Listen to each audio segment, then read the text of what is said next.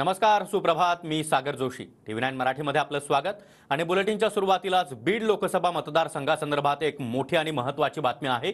बीडमधून पंकजा मुंडे आता लोकसभेच्या रिंगणात उतरण्याची शक्यता आहे. तर बीडमधून प्रीतम मुंडे यांच्या जागी आता त्यांच्या भगिनी आणि भाजपच्या मोठ्या नेत्या असलेल्या पंकजा मुंडे यांना उमेदवारी मिळण्याचा अंदाज आहे. तर पंकजा मुंडे यांना उमेदवारी मिळाल्यास धनंजय मुंडे हे त्यांचे स्टार प्रचारक असतील. भाजपच्या वरिष्ठ नेत्यांमध्ये बीड लोकसभेसंदर्भात ही महत्त्वपूर्ण चर्चा सुरू असल्याची माहिती आता मिळते. आणि या संदर्भात अधिक माहिती देण्यासाठी आमचे प्रतिनिधी अक्षय मंकणी सध्या आपल्यासोबत आहेत. अक्षय, एक प्रकारे पंकजा मुंडे यांचं राजकीय पुनर्वसन, मात्र लोकसभेसाठी प्रीतम मुंडे यांच्या ऐवजी आता पंकजा मुंडे यांचं नाव जोरात सुरू आहे.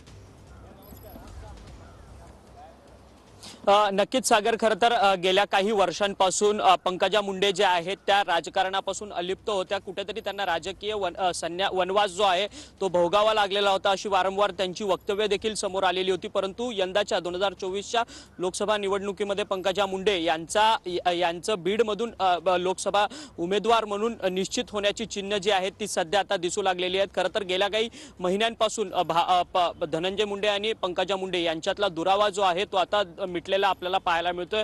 खरं तर दोन्ही भाऊ बहिणींमध्ये आता नातं जे आहे ते अधिक घट्ट झालेलं आहे. खरं तर बीड जिल्ह्याचे पालकमंत्री म्हणून धनंजय मुंडे हे आता काम बघतात. ते राज्याचे कृषी मंत्री आहेत.